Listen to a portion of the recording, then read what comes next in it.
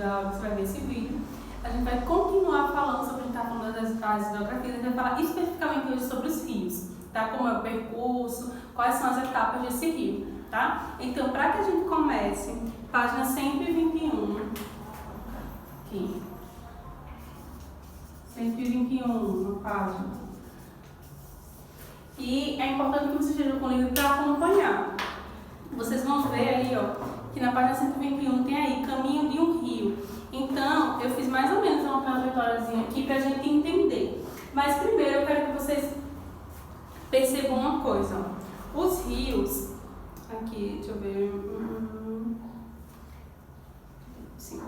Os rios, eles vão ter, antes de eles fazerem esse percurso, eles vão ter etapas para se formar um rio. Então, primeiro, qual será essa etapa? É o olho d'água, que muita gente conhece como olho d'água, ou uma pequena nascente, que é o comecinho desse rio.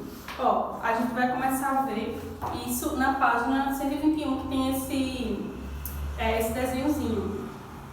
Aí vem dizendo assim, que é o olho d'água, que é justamente esse primeiro. Depois vai vir um filete, que é o começo de um caminho, vamos dizer assim, para que esse rio se comece. Aí é um pedaço de terra, na verdade, um pequeno pedaço de terra que vai fazer esse início de rio. Depois vai vir um riacho, que já é uma formação menor, vamos dizer assim, desse começo de rio. Aí vamos lá. Aí forma-se depois o córrego. Depois do córrego vai vir o regato, o ribeirão e o rio, que são justamente porções pequenas que vão se alargando e vai se formar esse rio. E principalmente não se alargando, mas em questão de profundidade. Então essas são as etapas para se chegar ao rio. Depois que se tem esse rio, a gente vai ver o percurso que ele vai fazer. Porque cada percurso, cada desenho do rio, ele tem uma etapa e ele tem um nome específico, uma função específica também, tá bem? Primeiro, a nascente, que como a gente falou, pode ser também o olho d'água, ou a nascente, que é esse comecinho de rio. Normalmente, a nascente, ela tem uma pulsação da água para cima. Então, a gente já vai perceber que tem esse nascente, porque ela tem uma pulsação diferente.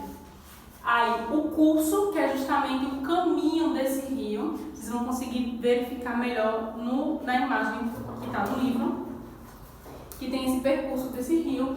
E o foz, o que é que vai acontecer? O foz aqui, nessa parte aqui, ele vai ser uma separação da rede hidrográfica. Então, o que é essa separação? Eu disse que a gente tinha uma nascente, e dessa nascente a gente ia começar a fazer o percurso. A partir do percurso, o que seria o foz? É como se fosse algo que está saindo do percurso. Então, a água, ela dá uma leve desviada, vamos dizer assim, mas o percurso vai continuar. Então, é como se ela desse uma empoçada aqui ao lado, ela desce essa empoçada aqui ao lado, mas ela não impede que o rio continue, que o seu percurso, o seu curso do rio continue, tá bem? Então, essa separação da rede hidrográfica, ela não está nessa rede. Lembra que nesse percorrezinho aqui é justamente como se ela se empoçasse em um outro cantinho, mas isso não vai dificultar ou parar o percurso natural do rio, tá bem? Então, o foz, nessa situação aqui, é isso. No caso, quando a gente for identificar como se forma e como as formas finais do rio, que está na página 122, que vem dizendo de onde vêm as águas dos rios, a gente vai identificar que o foz é o destino final das águas fluviais ou das planícies fluviais, tá bem? Então, esse foz aqui durante esse percurso é como se fosse justamente essa desviada, que não vai interferir no percurso do rio, mas tem um desvio ali. No caso final, o foz é o destino final das águas fluviais. Porque, olha, a gente não vai sair da nascente, o foz, ele vai estar dentro do percurso, né? Ele vai estar dentro do percurso. E, então, as águas vão chegar no final. No final aqui é um foz, mas se tiver uma separação hidrográfica, onde vai se ter esse freixo de terra que vai desviar, vai ser um foz também, porque ele não vai fazer todo o percurso. Então, mesmo que ele desvie uma rede hidrográfica de um um lado, ele vai continuar sendo um foz, no caso ele vai continuar sendo esse percurso que a água vai percorrer, tá bem? Então o foz ele vai ter essas duas funções, uma separação da rede hidrográfica ou o destino final das águas pluviais. Aí o que vai acontecer? O montante. Aí o montante, se vocês forem verificar no livro, vai ser justamente esses, eu acho que o nome já é bem sugerível, que a gente já dá para entender um pouquinho, que é justamente o termo da localização, né, que chamamos de montante, ou uma direção de nascente ou juscente. Então, o que é que vai acontecer? Se tem uma nascente principal, mas se pode se desenvolver outras. Então, o montante vai ser justamente isso, ou chamado de montante, uma direção, a localização dessa possível nascente, tá bem? Aí, deixa eu ver o que mais. Depois do montante, que o montante vai estar muito próximo do jussante, que é justamente essa localização. Sua direção deságua nas curvas, no caso dos rios. Porque o que vai acontecer? O montante, bora lá. A gente está aqui, o rio está percorrendo tranquilamente, de uma forma direta. Mas aí o que acontece? Acontece ou uma separação da rede fluvial, que seria o foz, ou o rio ele faz uma curvazinha aqui assim. Então, essa, tá vendo que estava aqui, ó? Essa aqui seria só uma separação.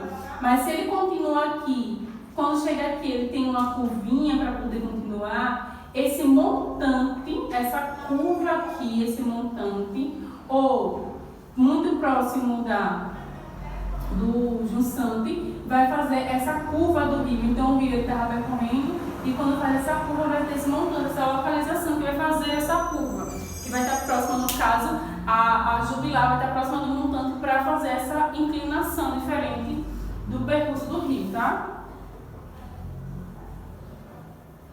Aí o que vai acontecer? A gente já falou do montante, do jubilar, e depois temos meandros. O que são os meandros? Vamos lá, vejam no desenho aí. Os meandros, no caso, é o acúmulo de material que se forma em suas margens. Esse nome, no caso, vai ser chamado também de planície, tá bem? Então, o que vai acontecer? A gente sabe que tem as curvas que o rio faz em sua trajetória, da total para cima ou para baixo.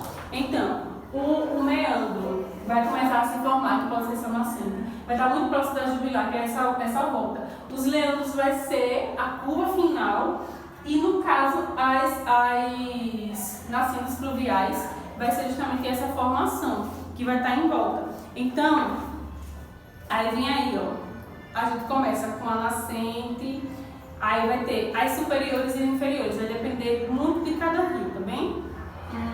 Deixa eu ver aqui. As curvas de rio, a trajetória na total, de cima para baixo, são chamadas de meandros, no caso.